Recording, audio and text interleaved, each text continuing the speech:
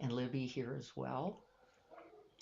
And so anybody hmm, here on Saturday? I know Libby was because she said something, and then I realized it was Janine said something too, and so I want a little bow to Libby. She's the one who said, "'Cause you're born, that's why you suffer," uh, and that can be true and is true without mindfulness, heedfulness, committed care. And so we're going to be talking again about right view. I wrote this time noble, wise view, just to give us some idea about the different ways people think about the Noble Eightfold Path.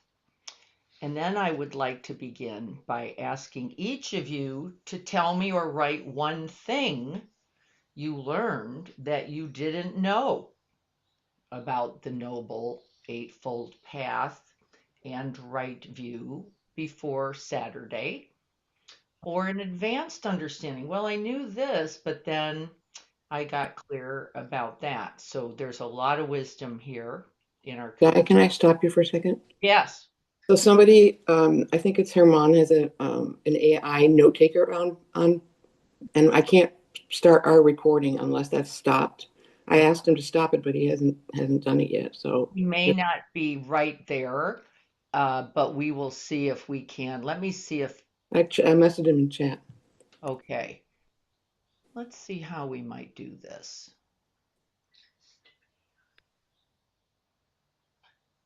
Let's see if I can remove it. Carrie, I'm sorry, I can't remove it. It follows me everywhere, and I'm driving. So can you please help me get yeah, it? Herman, you're Get him trapped. fired. You're trapped in the AI orb. Let's see, what can we do? I have something that says remove Airmon, so I'm going to hit that and see if that kills you too. Okay. And that was not intentioned. Uh, Okay, that's fine. I'll try to get back, log in yeah, back. let me see. Carrie, do you see that under the drop down window? No, I don't have that. Okay, so I'm going to hit this. So everyone, hold Airmon close. We may lose him briefly. Will not be intended. Yes, I think I can do it, Erman. Well, it might Okay, it might have. Do it. I think we did it. we did it. Okay, where is that? Because I don't have it anywhere. Okay, so when I hit on Erman's, sorry for the tech review. Yes, When I sorry. hit on Erman's next to mute, the three buttons next Yeah. to his picture, it gave me a drop down Mm, menu, and at the very bottom, it just said remove, okay, and good it to know. and All it right. didn't remove Erman. It appears. Okay. Yeah, okay. Look at how successful. Learning. Where we are. All right, so what do you know about right view? Can you record them too? Because I no, I can't. I can't. Okay. It says it is for me. Okay, I'll shut up now. Bye. See. Let's see. Cloud recording is on. Okay. What do you know? Right view, wise view, clear view, open spacious view, every moment view. What do you know? And write in chat or come on and say hello. It will be more interesting than our technological challenges. Best if we can do it 24 hours a day. In fact, that is correct. And it is available, is what I will say, 24 hours a day, every breath, and frequently not considered. We're going to be talking about the three key practices for Right View today. There is no one to teach right view. It needs to be cultivated from within. Yes, it says it is not ultimately a teaching, it is a clear seeing that comes with the cultivation, thank you, Janine, of certain experiences. Oh, this versus that, towards the end of suffering, of course, right? We would say the end of suffering is the hallmark of clarity around right view, wise view. that it is best if I can release all my grips before seeing. Yes, wouldn't it? And the answer is, even if we could release the attached seeing, I'll use that kind of language since Lynn took us there a little bit, the grip. Not only the grip of perspective, but the grip in the body, right? That if we could recognize the grips uh, in the body, in the mind, in the contracted heart, we could use all of these uh, axes, we would see more clearly. If we would even see the grip, then, Lynn, we would be in wise view. Just the seeing of a grip, whichever of the axes were being gripped. It would also be wise view. Yes, we're going to be practicing with that very specifically today. I don't know that we release all the grips. It is an aspiration, certainly, but I think even recognition that we are gripped is the beginning of the release. Even when in the physiology, maybe in the believed thoughts, my teacher spent a lot of time talking about falsely believed thoughts. One of them is that there is a separate, solid, fixed I, her very favorite delusion, and just spent most of her time going, but who is that happening to? Just that. Who is that actually happening to beyond that mind that believes it is deserving of something? She shut me down almost every day, consistently, and I love her for the benefits of that. Courtney, turning toward the reality of suffering, staying with it, not abandoning. Yes, this is actually one of the practices, Courtney. In fact, it is understood in the suttas to be of the most essential, which is the staying with oneself. Lynn was speaking to this as well as Janine, all of you really. Staying with oneself in the distress, in the discomfort, in the not wanting, in the wanting what it wants, and the very willingness to stay and not abandon oneself is understood to be of the most compassionate practices. Can we hear that? All that other stuff we think we're doing to be compassionate, taking a nap, not practicing, I'm going to add that one to my favorite not list of compassion. Not practicing, I just couldn't, so I gave myself a break. And absolutely, we should be able to give ourselves a break. And the break should be, can I be with myself? And that is the practice, folks. Whatever posture you're in, whatever mind state you're in, whatever the body state is doing, just to know something about it is the whole of the practice. The whole of the practice. And Diana, leads to right view. Yes, Marie, good morning. good morning. You said at one point that which we can't turn toward, we have to run from. Yes, that's right. And in fact, it's subtle, isn't it, Marie? Yeah, because Isn't there's it? a lot of running going on. There's a It's just lot of maybe running. not running fast. Uh-huh. It's almost looks still, but not in the body, or still believing the falsely believed thoughts that I am deserving of a different moment. Let's start there. And how we victimize ourselves over and over. Don't we buy it? Those very few believed thoughts that somehow life is not doing for with me what I want, need, think is supposed to be happening. And then we have constructed already, we're blinded, blind view, right? We know this. Thank you. This is so helpful. You guys are genius. Turning towards, I didn't finish Courtney's, I don't think, not abandoning myself in these moments, and begin there with compassion, kindness, and equanimity. Yes, those are aspirations that are the result of the willingness to stay, says Pema. Anybody remember that language? The willingness to stay, I use it often, is what opens us then into whatever clarity, wisdom, equanimity, kindness, compassion, love is possible. There is no distance one can be from the truth of one's experience that can invite that without then, and this is one of our, I think, spiritual bypassing issues, pasting it on. Right? Wouldn't it be so?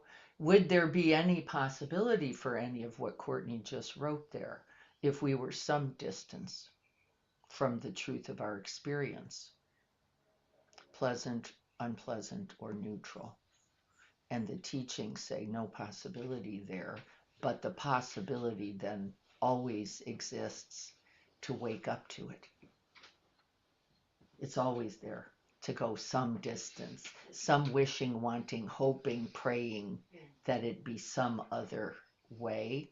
And then we notice the common misuse of prayer, don't we? To get something else, to get some other moment, some other me, some other you.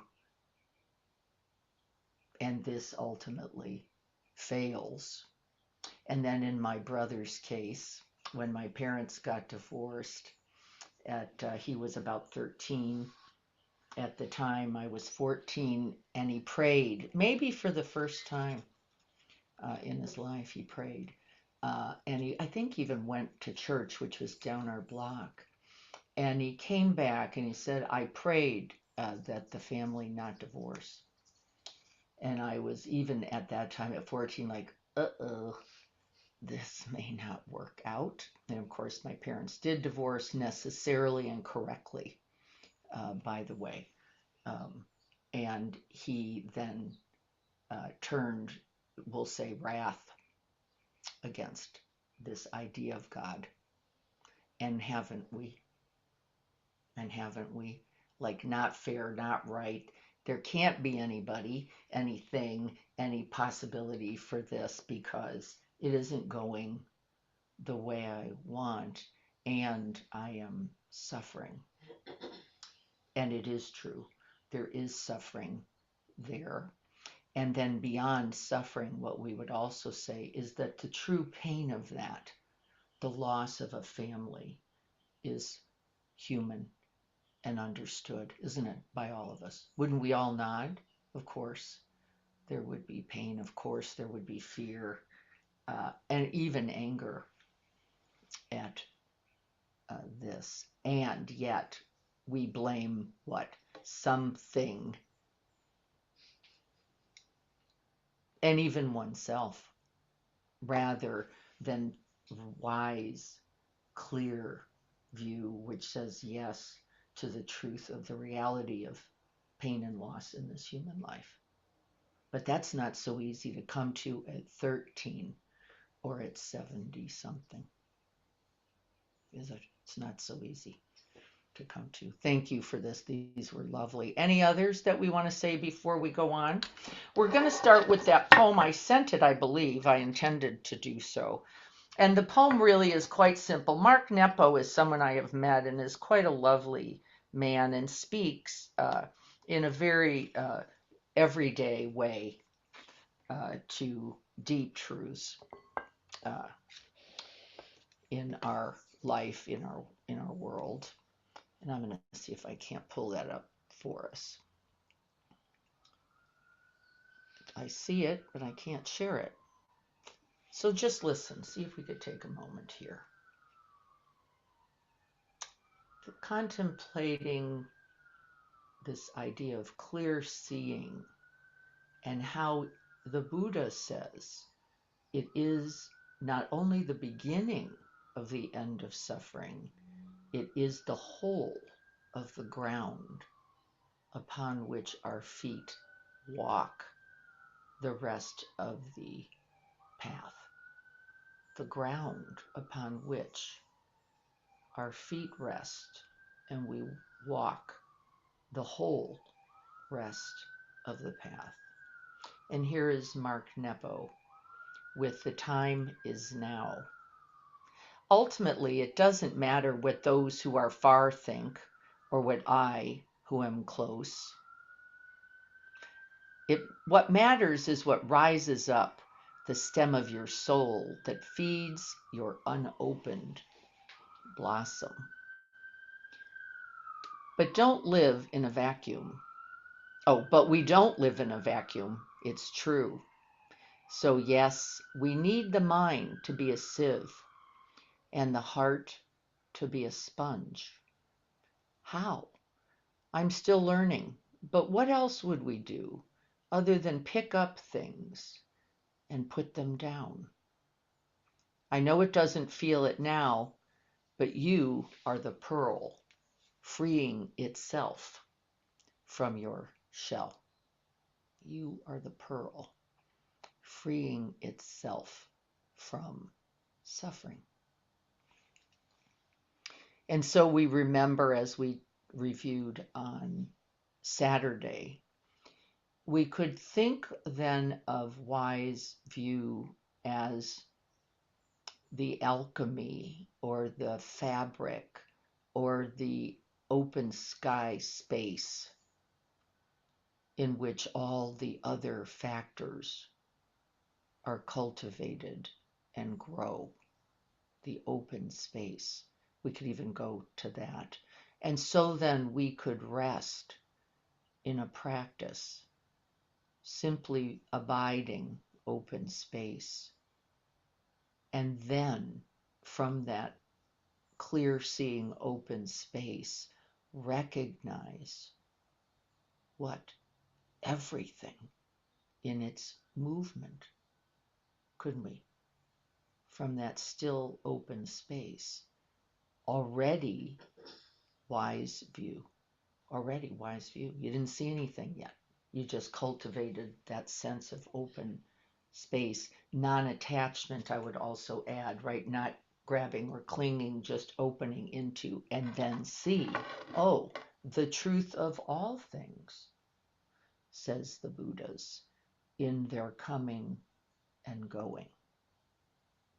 It doesn't mean you don't get to cry, though, does it? It means you then understand even the crying, don't you? As what? Momentary, an arising based on conditions that then appear, change, fade, and disappear.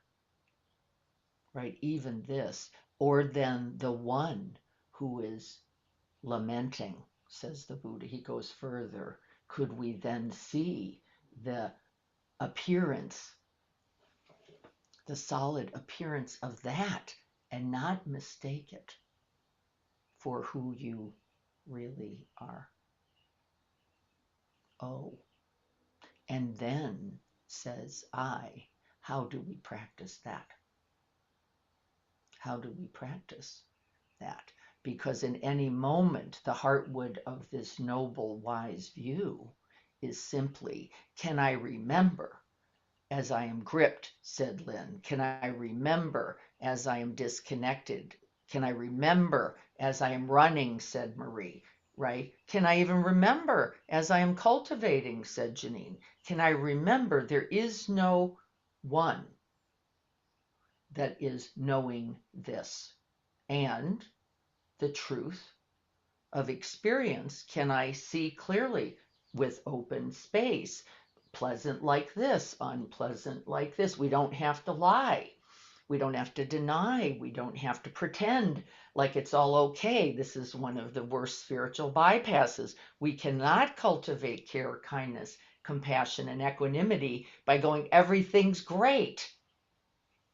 Can we? It doesn't come from there. It comes from, yes, bowing to the truth of this resilient and tender, it's all true, human life in its experience this moment, liking like this, not liking like this. And then what?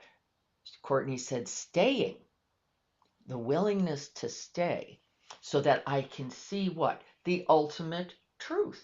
Well, what is it? There is no one experience. There is no fixed, solid anything. It is all interconnected, interbeing. And what if we know that? Well, this is what someone would say to me in my therapy office. How is this going to help me, folk? Like, what? What are you saying? This is crazy. This hurts.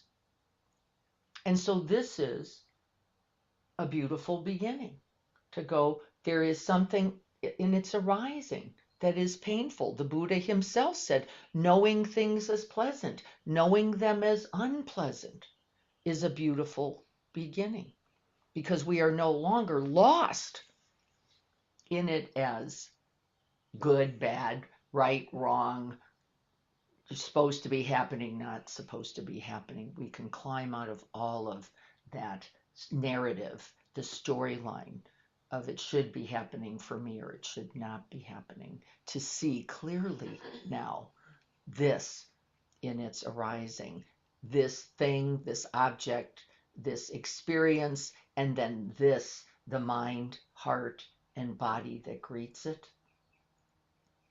And just that would free us. Now, I didn't just say then it would make it all feel good either. So the heartwood of this Noble Eightfold Path is clear, wise view. It says none can occur. None of the others can occur without this first occurring. And then I referenced Denise Funfar from 2 Saturdays now ago, who said, I was trying for right action and I couldn't get there. Well, correct. You can't get there as long as we fix the view. And the view is, this shouldn't be happening. I don't like this. I don't feel good about me not knowing it. And I'm making this up, but it's just, these are my own experiences, right? We cannot find the way. It is best to begin then with this is arising. This is arising. Tight belly, confused mind, a sense of disconnect or hopelessness, right? You could call out any of the 3 spheres of experience and be closer to yourself than if you went into figuring it out. What do I do? What do I do? You will never, it says, find the truth from there. What do I do?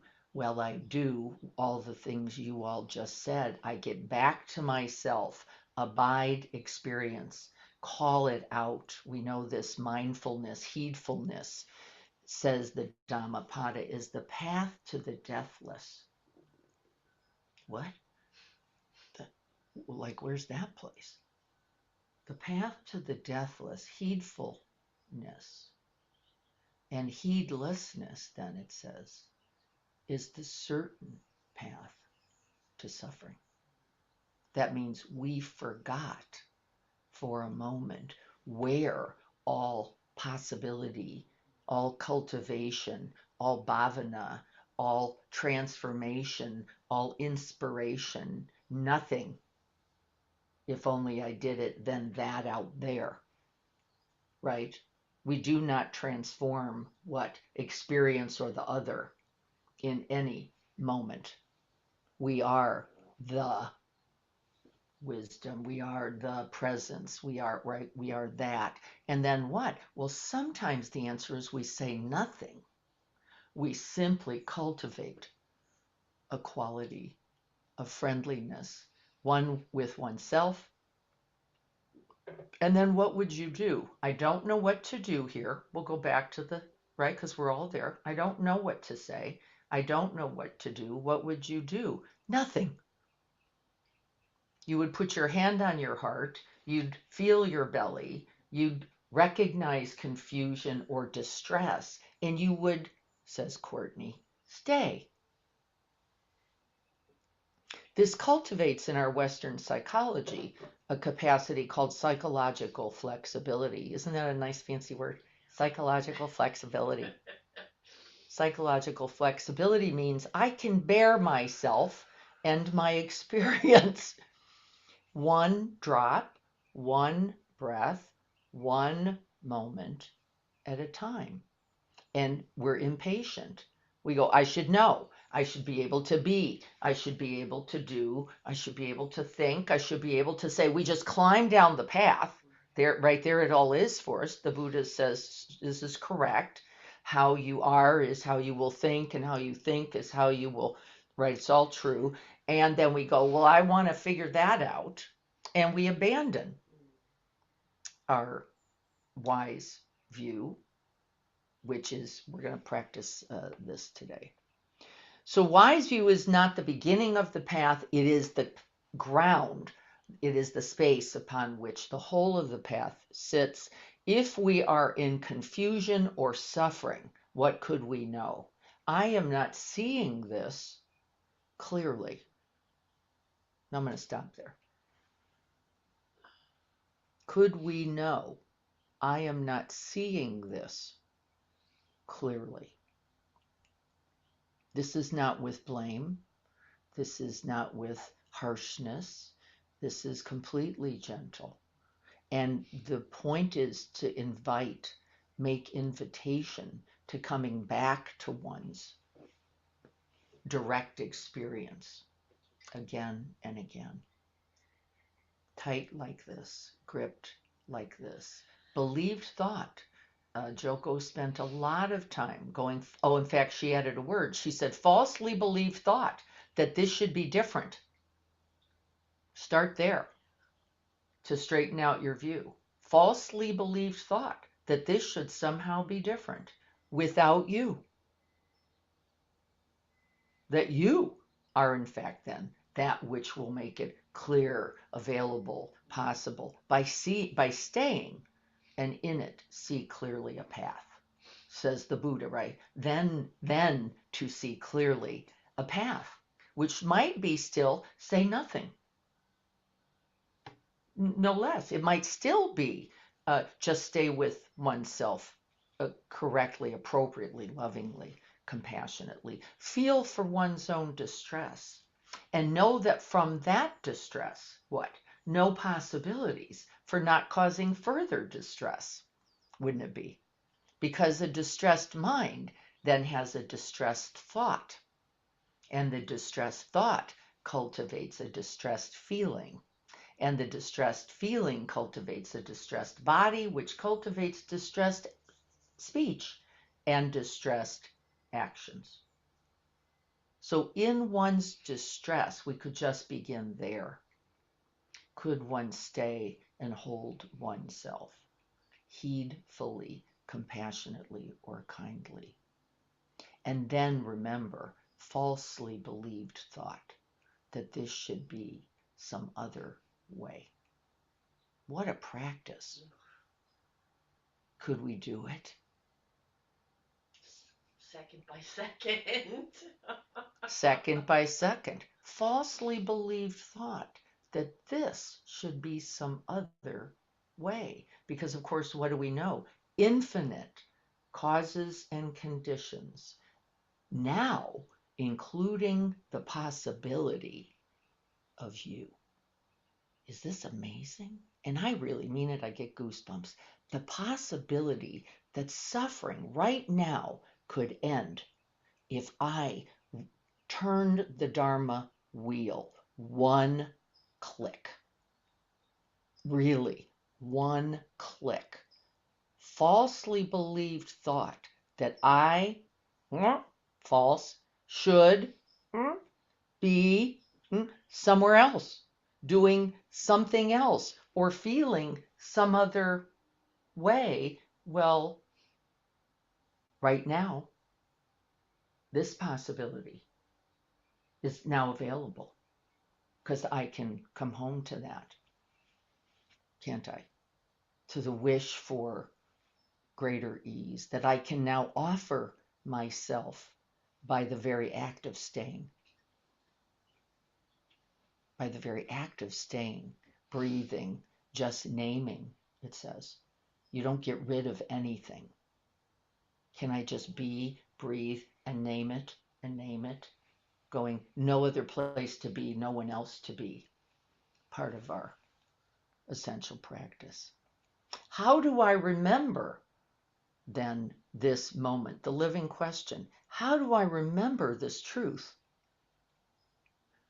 The path to awakening available right now as I recollect, nowhere else to be, no one else to be, no other moment to be in than this one. You keep saying it, wouldn't you? You would just keep saying it. You would go, whoops, wait a minute, feel the grip, says Lynn. Oh, I now know it. There. And what can I do? Well, we've already named some perfect practices. I could just recognize the grip and stay with myself, said Courtney. Lynn says I could recognize the grip. I could name the grip. I could hold myself in the grip and then repeat. Nowhere else to be. No one else to be it. In fact, can I abide this moment, this breath? That's as far as the practice could go, wouldn't it? Can I abide this moment with my full presence, this breath? And then what? The next invitation. Now completely changed. Infinite possibility is now available to me. This is the actual insane reality of mindfulness. And then the others being cultivated from it, right? The compassion that can come from that, not before it. Not before it. I wrote, if my view is clouded by fear, my intentions will be fearful. My speech will carry fear. My actions will be fearful. Of course. Could this apply then to any experience? Anger, resentment, right? And then when we finally can remember this, only this breath, this moment, I can awaken to what? The possibility that I can be present to it, that I can be with this experience with a certain openness, receptivity. Then the rest of the path opens spontaneously. Then I can set wise intention. Well, I could stay with myself, could be my intention. And then wise speech. Oh, I could then offer myself a phrase of loving kindness or metta or compassion, as Thich Nhat Hanh offered so beautifully. Sweetheart, I will stay with you here. And then from that action, that becomes actionable, doesn't it? That's no longer just a word. It becomes a way of living, of being. We propagate that way of living and being to the next moment and the next. And that actually becomes wise livelihood. It is often misunderstood as an occupation. It is a continuation of the other aspects. And then I could do it again. And then I could do it again. And it would become my livelihood, my life. The thing I am most doing, wouldn't it? And then what would I need? What would be wise efforts, the next part of the path, to continue to propagate that good? Right? So we get the idea. And then we cultivate mindfulness. And then the capacity called sometimes wise collectedness to do it again and again, and then called concentration. We do it again, and then one again, and then one again. All now beautiful expressions of wise view. And so let's talk about 3 of the practices quickly and then do them. Awakening on the spot. We already know that's one of them. I was asleep, and then life, and I wake up to the reality of the present moment and me in it, and just that. What am I believing right now? Joko's famous line, what are your falsely believed thoughts that kept you some distance till now? What were you thinking, believing that kept you from, right? But we could begin here. What am I believing right now? This shouldn't be happening to me. This isn't fair. This isn't right. This isn't good. It should be, in its shorthand, some other way, right? Couldn't we agree? It should be, this moment should be some other way.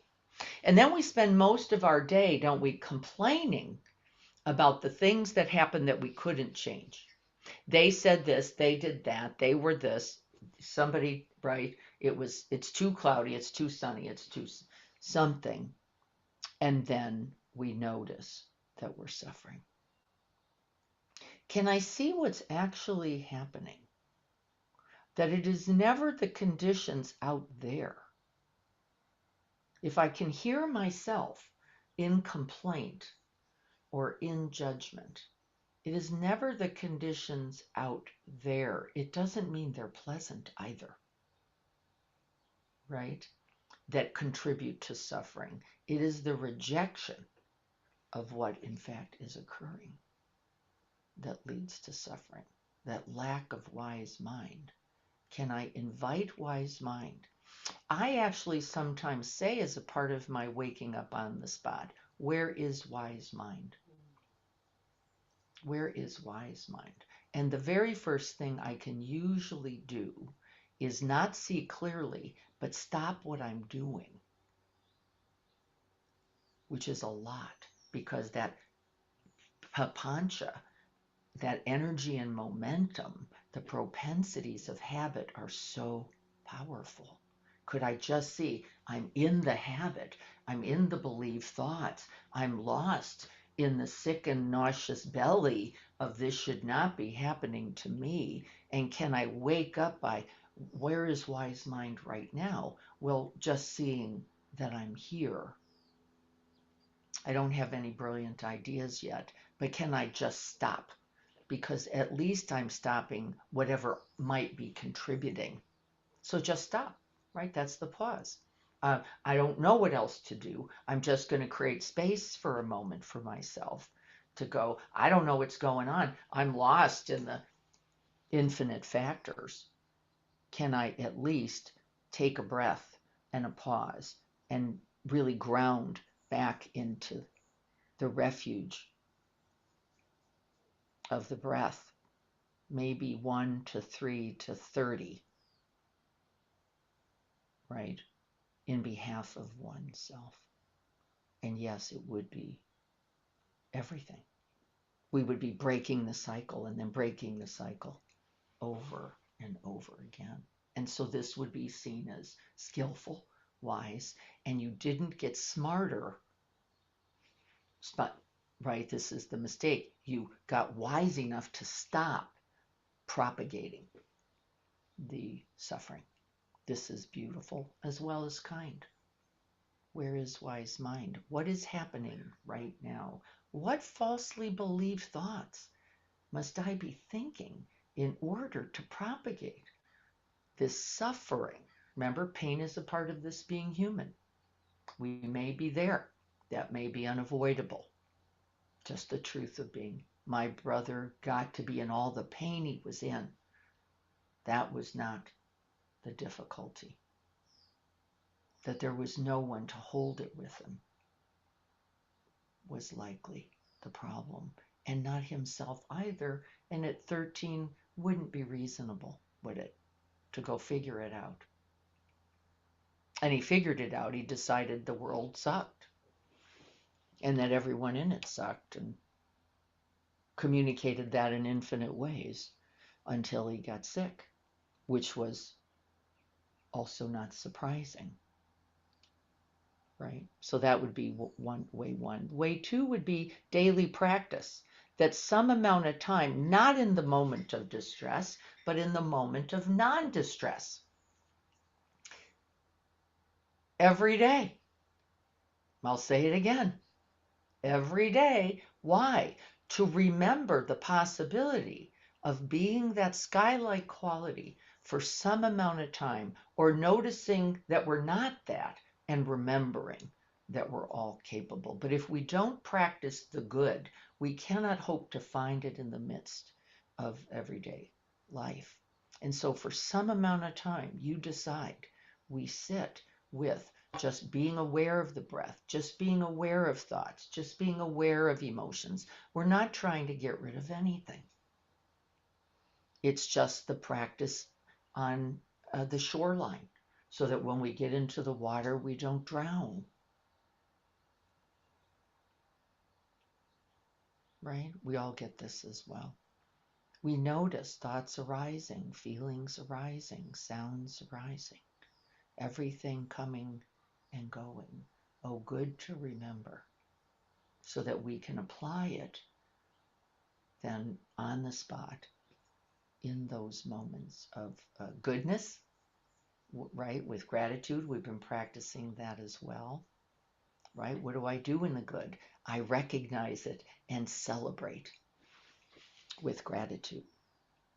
But daily practice, some amount of time every day. And then we begin the day. This is a third essential practice, don't we? We begin the day remembering. We set the intention to remember every day. May I love this day. May I stay close to myself this day. May I be in the body several times throughout the day this day.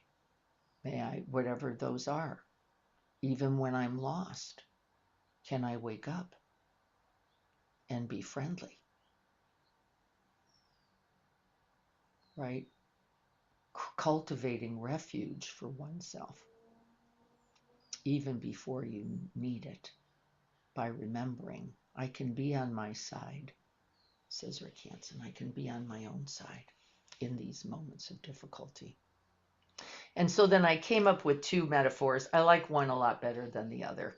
The one is, and I use this one often, setting the table, setting a beautiful dinner table. This intention setting invites that, right? So that we can invite ourselves again and again back to the body, back to this beautiful opportunity to awaken, right? Back to what is nourishing, what is loving, what is caring. And if we don't set the table for that, the possibilities are zero, right? And so we use that analogy often, and in the Buddhist text, they use words like inviting oneself to tea, which I also very much enjoy. Could we, on the spot, invite oneself to tea, right, with that kind of essential friendliness? And so those simple images can be helpful. How do I invite myself to tea just now, in this moment, with this difficulty? And then the second metaphor, commonly used, less of a favorite because it's object specific rather than a process, is a pair of eyeglasses. If we are in suffering, what do we know? We have the wrong glasses on. We've got something is out of view, out of focus, not clear. Remember, doesn't make a difficult moment pleasant, but it does make it possible. It does, to see clearly where is this falsely believed thoughts, these habits of mind, these propensities for preferences, right, contributing now to my shutdown, my disconnect, my ultimate weakening of oneself by imagining that I should be in some other moment than the one I am in, and which has been cultivated both by me. Doesn't mean you deserve it, that's not what I said, but that mind that is now caught in that believed thought, and how we free ourselves continuously by remembering again and again. Sometimes we mistake wise view. I was looking at where the hindrances are as well, if I could only do that, then everything life would be different than ordinary life somehow. Uh, then there'd be traffic and I wouldn't mind, or right. And this is again a kind of spiritual bypassing. Everything would become uh, copacetic, or equanimity would just arise, or this is just fanciful ideas. Really wise view means turning towards, I think, what is often difficult, not what is easy. So I don't want us to imagine, oh, if I just could name everything, it would all be. No, I really think it would be, how can I stay in a moment where I normally disconnect or run or get distracted or kind of try to control others or become critical, or that this would be the path. And it's very much an inside job. It isn't what we're so much doing than out there. It's what we are cultivating within. And I don't think looks so different initially. I don't think it just magically, right, frees us from the truth. Does anybody remember, what was her name? Byron Katie. Byron Katie. So Byron Katie took the idea of noble, wise view and came up with 4 questions. Someone out there will know this better than me, so feel free to please correct me. But she had 4 questions, and they were something like this. Is this true? Is what I am believing true? Yes, this is a shitty moment. Is it always true? Oh, what am I doing that is making this true or not true? And then what might I be seeing, not seeing, that is also true? So she really went after it, this idea of, with the idea of just the truths. What am I not seeing that is also true? That wakes me up. What am I not seeing that is also true? And I loved that because it immediately widens the lens, doesn't it, that we're talking about? Like, of course, I'm not seeing everything clearly. It doesn't mean it would be pleasant, but it means it would become workable because now I have the factors. How do I work with this? This person is angry. They are also, what do we know? People who are angry are in pain. Is there some way I can also know this truth, even when I'm frustrated by what is feeling unfair? Right? We get this. I'm going to stop for a moment. We're going to get ready to practice. I just want to check in and make sure that we are attending to these possibilities. Here is the Jim LaBelle. Thank you so much, Jim. Is it true? Can you absolutely know that it's true? Right? How do you react? What happens when you believe these thoughts? Who would you be without that thought? What else would be true? What else is happening here that is true? And she had a very nice process for that. We're going to invite those same things. What else? Before we practice, as we're getting ready, we're going to be inviting some of those same questions here in the practice.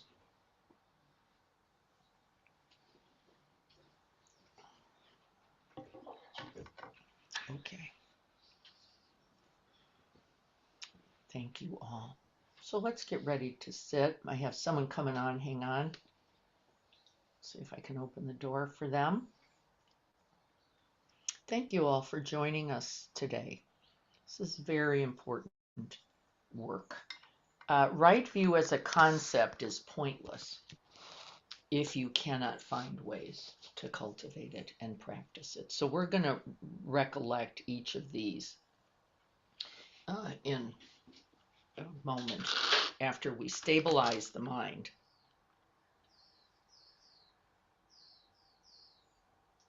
How do I remember to awaken to see clearly?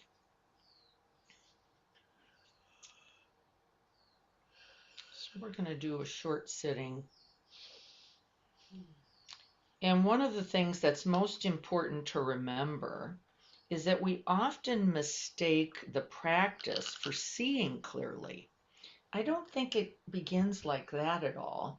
I think what happens is we recognize our grip, our suffering, our difficulty, and we just wake up with some kind of friendliness to that and come back to kind of just the body, just this moment, clearing the field once again, right? Over and over. And that is that willingness to stay with oneself. But stay might even be too big a word. It might be come back to oneself, mightn't it? How do I keep coming back to myself this moment rather than this idea that we just stay and stay? I think that gets cultivated, but really it looks more like I left. I saw that I left. I saw that I left into a whole spin of falsely believed thoughts and ideas and habits, and I can, in just this moment, awaken back to the present, back to this body. Okay. So taking this moment, establishing the body,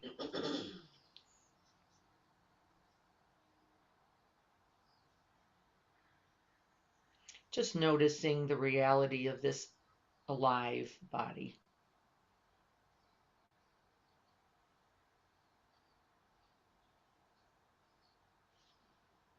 This body sitting here, breathing.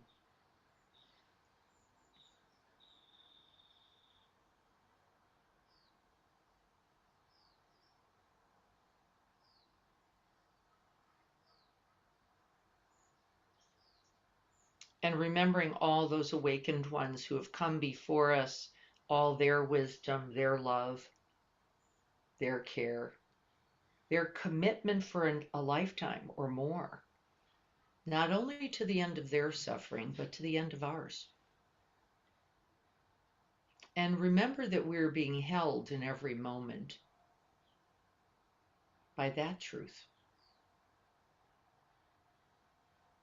And that we sit here then today, this moment, with those very same aspirations. May what we do here contribute to the end of suffering, not only for oneself, but for all beings and all those to come. And we have now already cultivated this noble, wise view right here.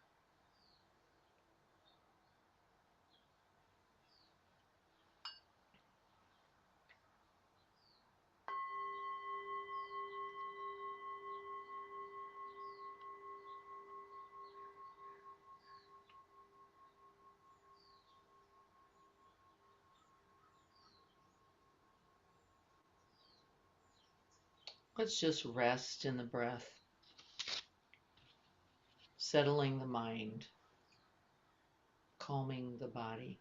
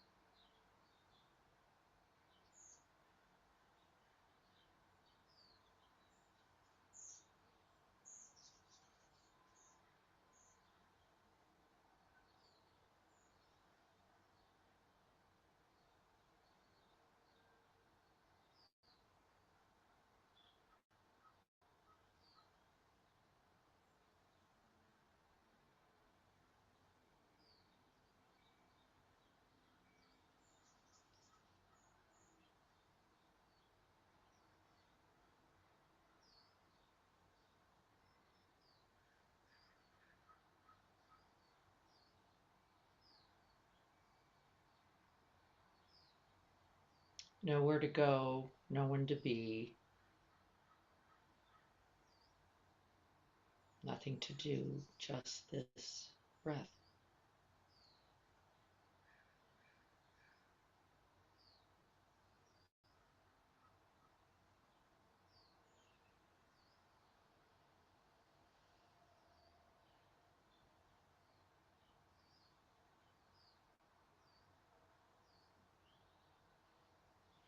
And not looking for anything else, not some other moment, not some other breath, not some other being.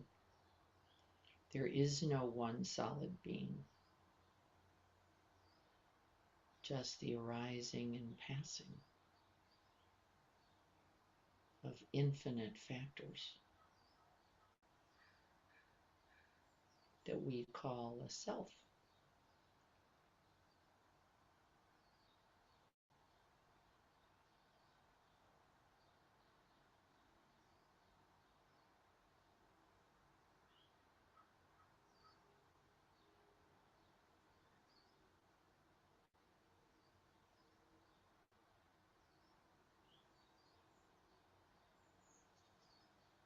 And with each breath, see if we can't more fully arrive to this body, however it is right now.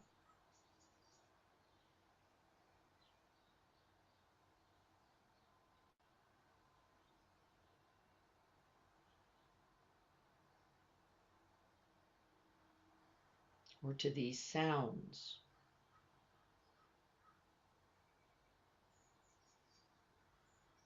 Or to these thoughts or emotions. Just knowing that these fractionals, these brief moments arising and passing. And this amazing capacity we have to abide them all. And you can choose one like the breath, or you can rest back in open space, noticing the same reality, everything appearing and disappearing, both within you and all around you.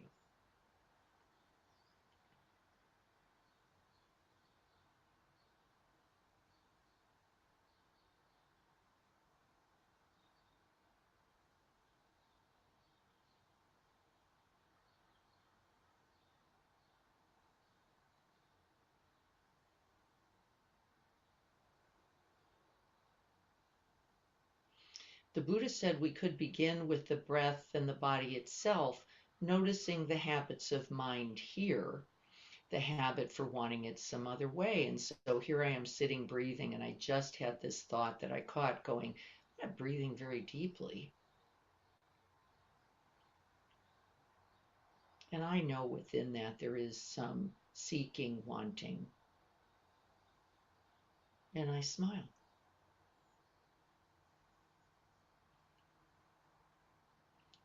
The breath that is here is here. Can I be with just this one to begin?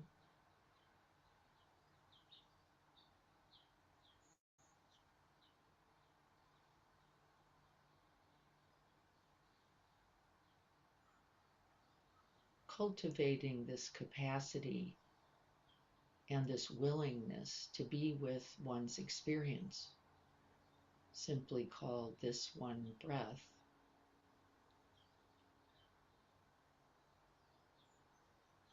just as it is.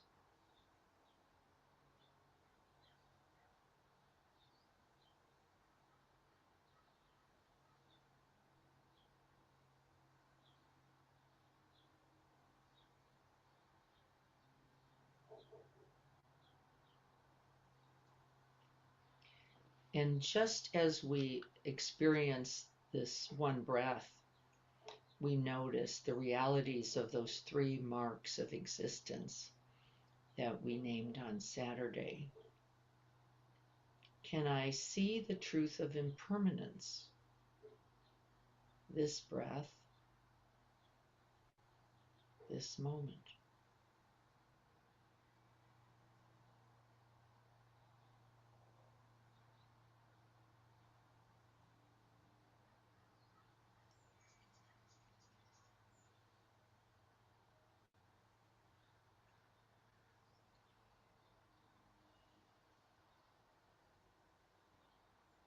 Is it true?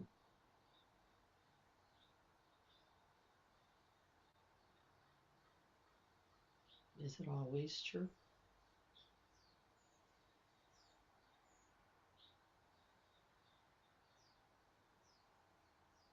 What else is true?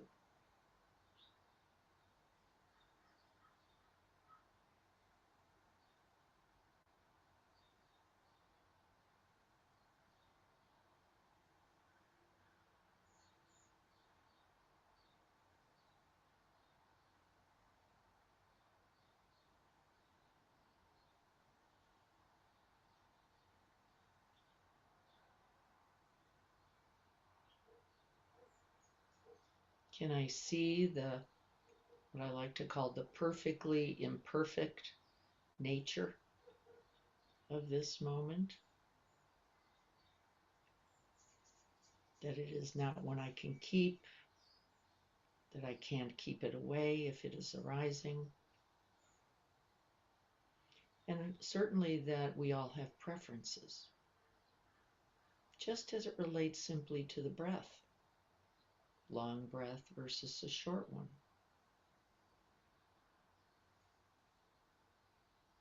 Easeful body versus a restless one. We're not trying to change the arising, we're simply being heedful that it is arising and passing.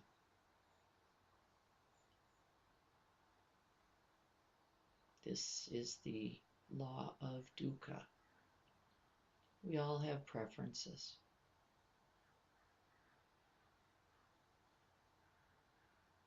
We all want what we want. And that it actually arises virtually every breath. Too cool, too tight, too itchy, too restless, too sleepy. And it doesn't really matter. We're evaluating. It's good to know this mind.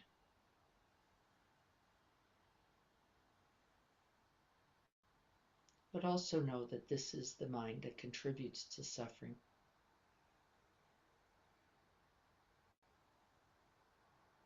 We're not trying to get rid of it. We smile in the recognition and simply arrive to this breath, this moment.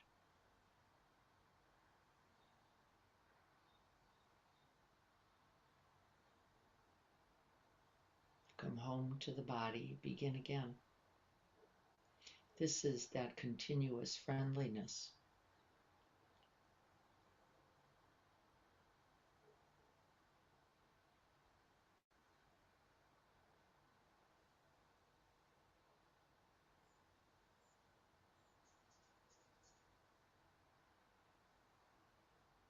And then we notice that there is no one, no single entity, being, mind to whom any of this is occurring. It is a continuous fluctuation, flow, and change as well, both internal as well as external. And could I simply recognize the infinite conditions that are arising to invite this, whatever this moment, whatever this mind.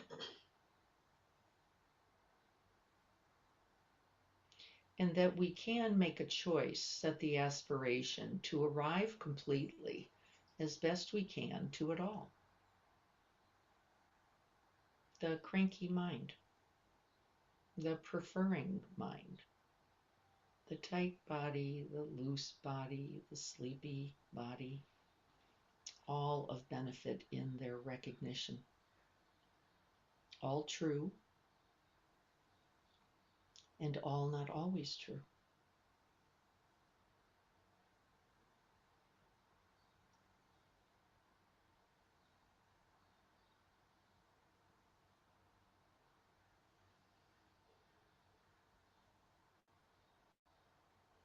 And then I'd like you for a moment to recollect just a slightly distressing mind moment, a moment of preference, usually a moment of reactivity, sometimes a disconnect, a fear,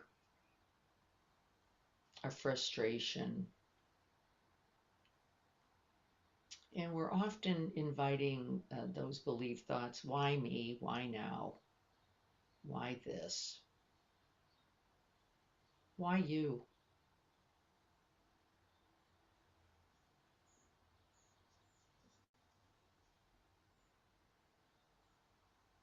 And can we just invite that mind, and then that feeling will arise again, and see if we can't see where in the body we begin to notice that grip, that contraction, that shutdown. And remember, we're not trying to magically create something else. We're just seeing, can I be with this? Can I note reactivity, contractedness, or disconnect, and just be with it, breathe with it for one breath. We begin in the body. Can I just abide the body in this moment of distress? Remember, we're picking a mild difficulty.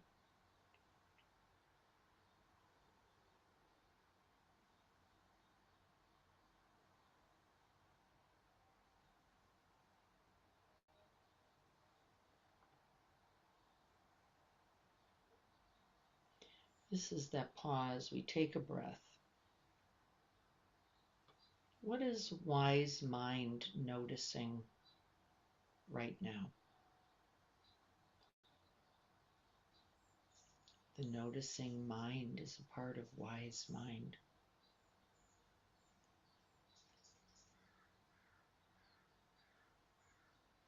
And I notice preferences. I'm noticing liking and not liking. And I'm also noticing that things just continue to arise and pass.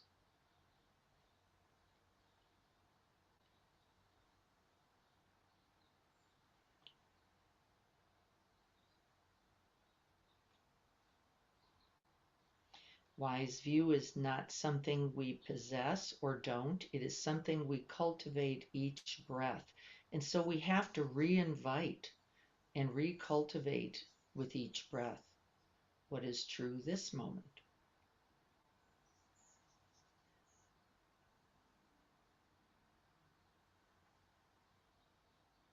And what might be true that I'm not noticing? I wish I didn't have to practice this. I just want to be this. I don't want to have to do it again and again for the rest of my life. I just want it to be here. We might notice a resistance, a struggle, either with the imagery and the moment we've cultivated or with the practice itself. It's all fine. Maybe with the mind that is appearing, the reality of the preferencing mind. And remember Joko's tome, what falsely believed thoughts might be here this moment that are contributing to this continued distress. It should just not be this way.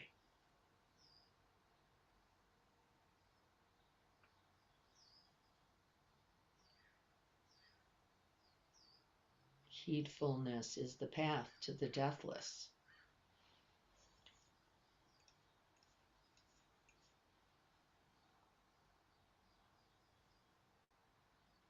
We are cultivating clear seeing each breath.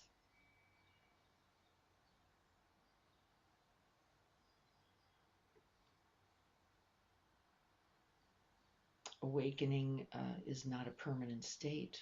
We begin to see it here.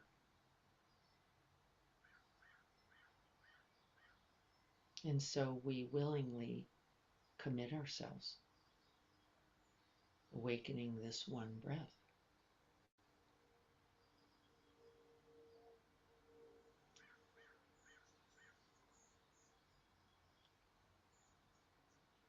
The true measure of the practice isn't the staying, it is the willingness to come back again and again.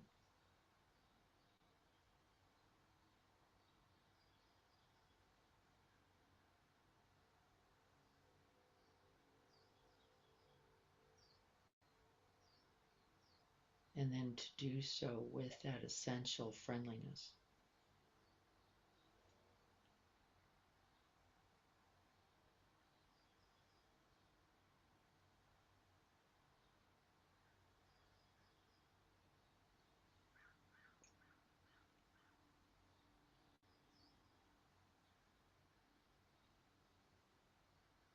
What might be true that I have not considered? What else is true?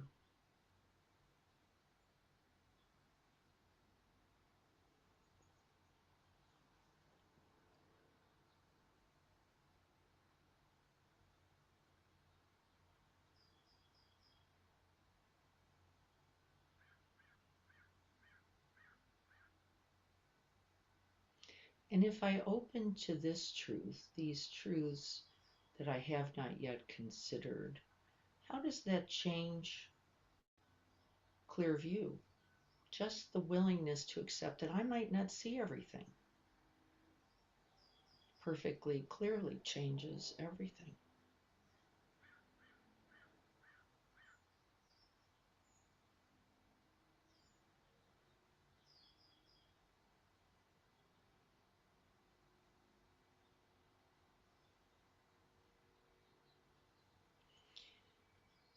And there's a line from the one of the suttas that I love. It's goes something like, "And what is right view? What is right view? Understanding the truth of suffering, understanding the origin of suffering, understanding the end of suffering, and understanding the way, the path, and this moment leading to the end of suffering." This is wise view.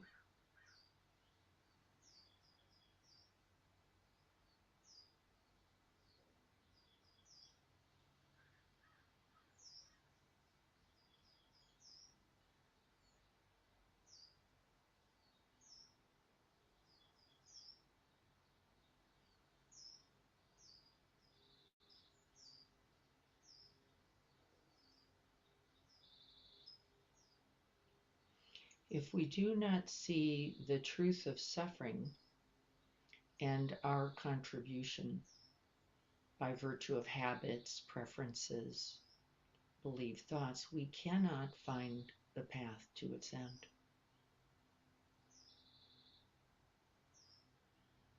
And so we stay wholly present, moment by moment.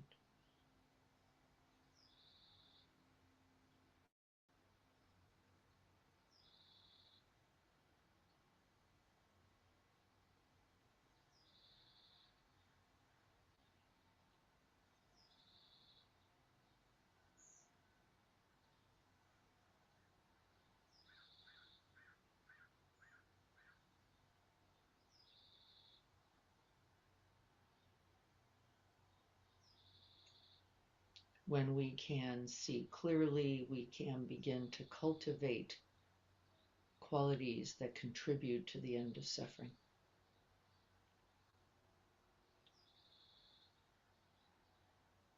We cultivate them wisely. Metta, compassion, gratitude, joy, and equanimity.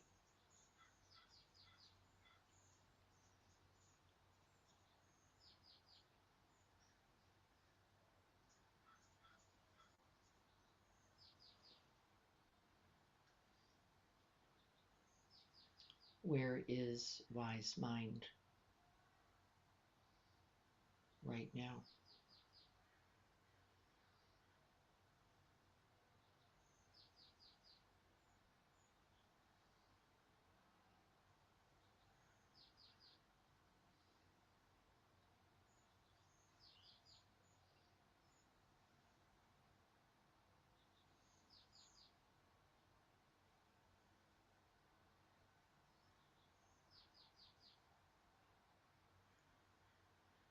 This is the sure path to the end of suffering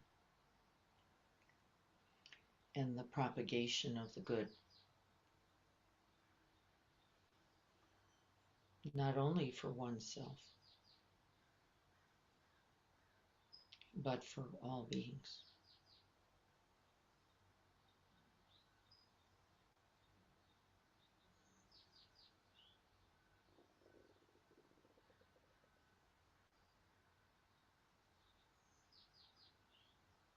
So be it.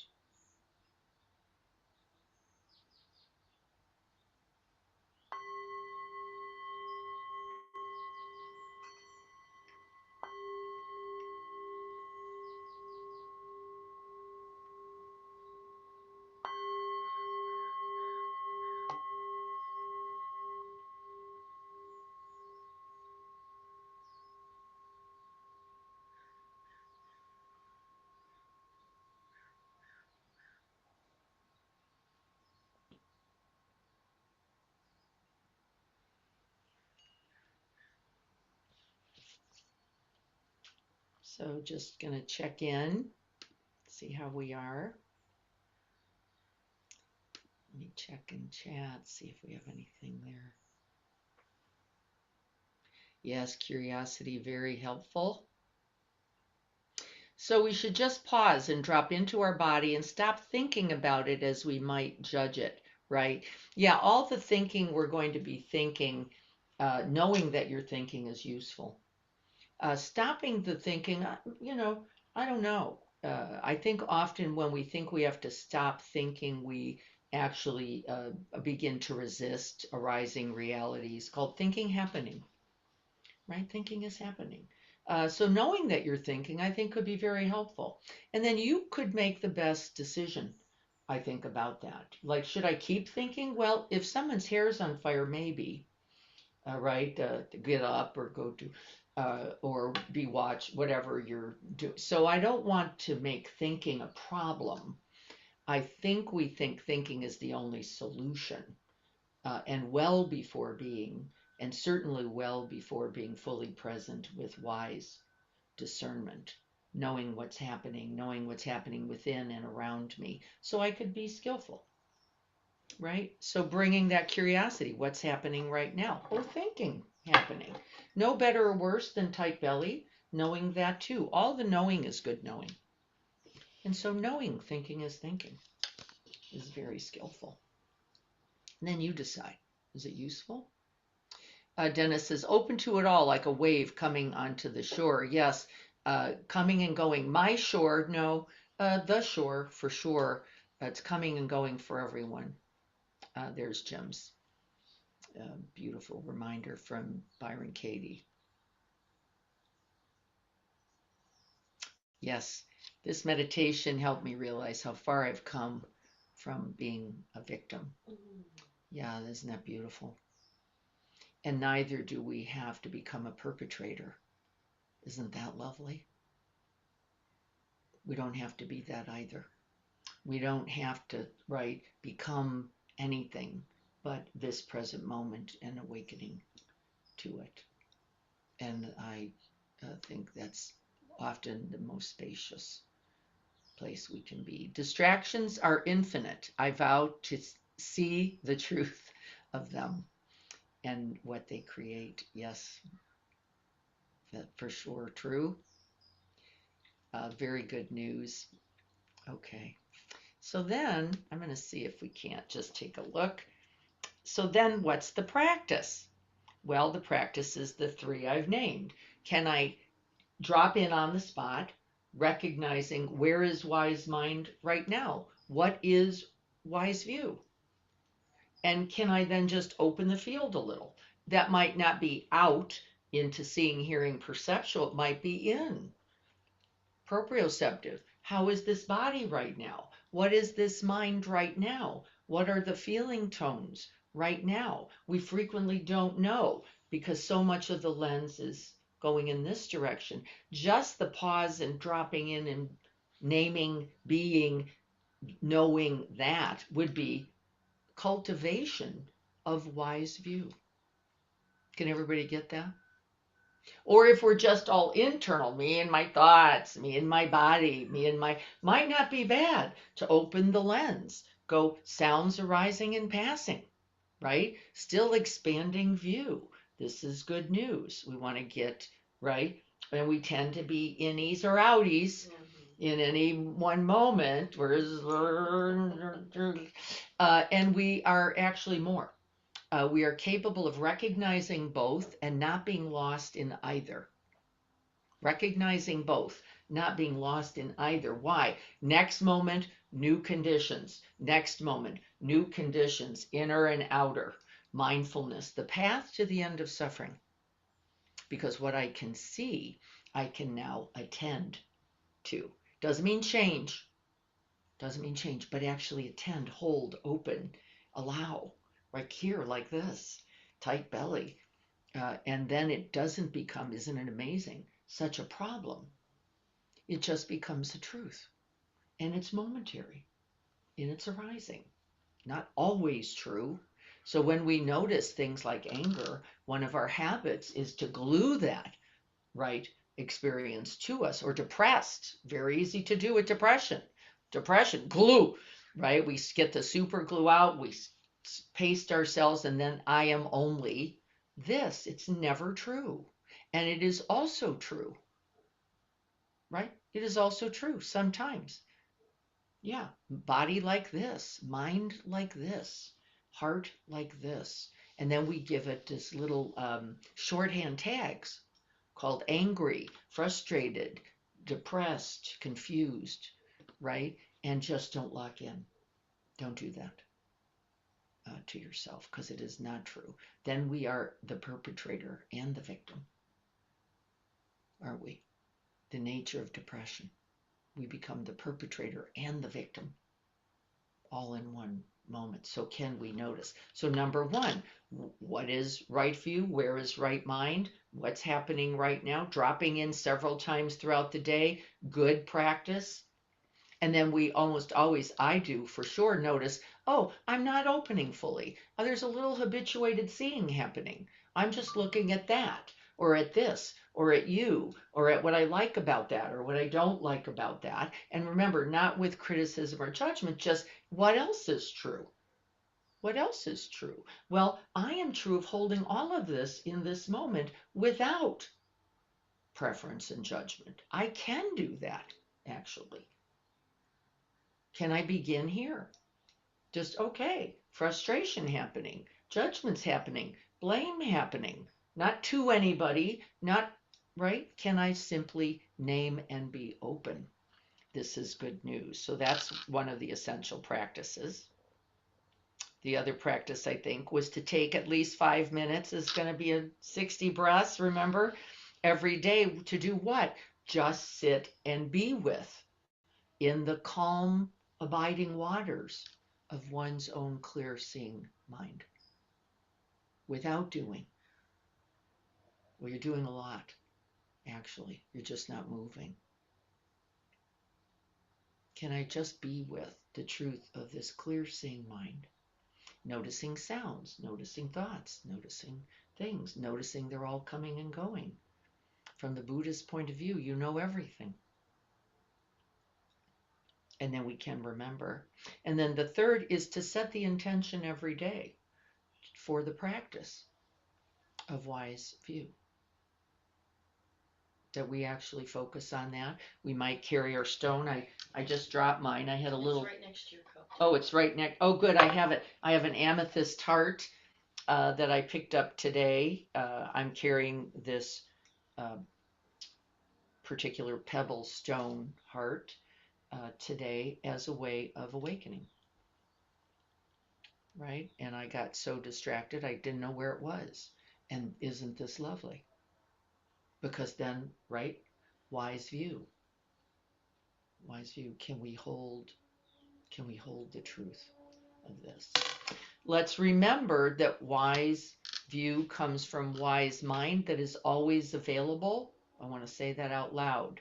It is never not here and never not available. So if we go, I don't know where it is right now, you have already gotten caught in a habit. It's right here, right now. What can I see that is true and not true? Well, what is not true is that this probably isn't happening to me and that it is occurring. May all be true. But it is not because life hates you. It is not because it is unfair. It is not because you are deserving of suffering. None of this is true. And it may be true that these conditions are arising and I don't really like them. I don't prefer them. I'm not in the mood for achy knee right now. And can I be with all of that? Yes, I actually can. Right? Already contributing this very moment to the end of suffering. Right there. I don't have to like achy knee. This is not the point. But can I open to the reality that this human body, right, in all its amazing, miraculous reality, is also impermanent and is going to go through infinite conditions. So we get the idea. Okay, this will get sent to you with these notes. I'm looking for time because I can't see. The clock is moved. I think we're probably close. Oh, wait, here we go. Okay, we're already at time. Let's do our Bodhisattva prayer. If you happen to have a pebble, hold it. If you don't, find one today. I'm going to throw one at Libby. Here we go. Beautiful. I think that's. And then establishing the body once again. And we already know that in the establishment of the body, we are already cultivating mindfulness with right intention. As we set the body, so we set the mind.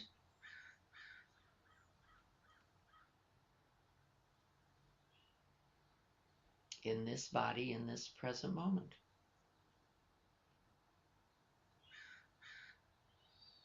Nothing to get rid of, nothing to keep. And we use the breath itself, coming and going. Cultivating that right relationship. And then drawing the hands towards the heart, towards each other. Holding these wishes of well-being.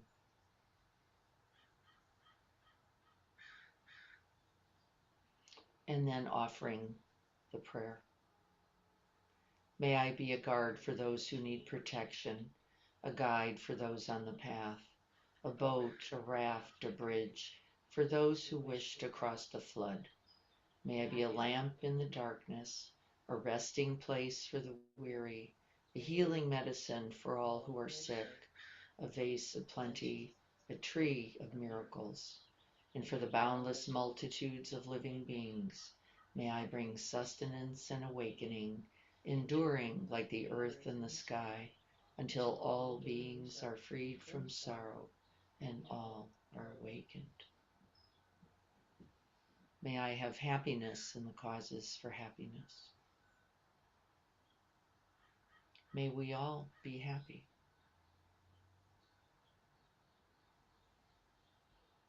May I be free from suffering and the causes of suffering. May we all be free from suffering. May I be grateful and glad for my good fortune, the fortune of this precious human life, and the capacity to awaken, And may I wish this, and may I contribute to this for all beings. May we all have ease and well-being.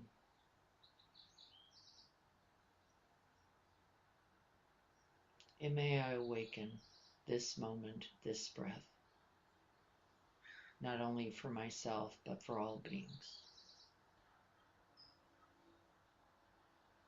May all beings awaken and be free. And may this practice this very day contribute.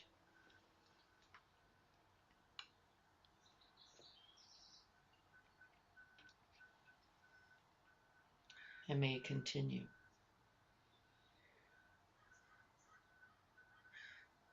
So be it.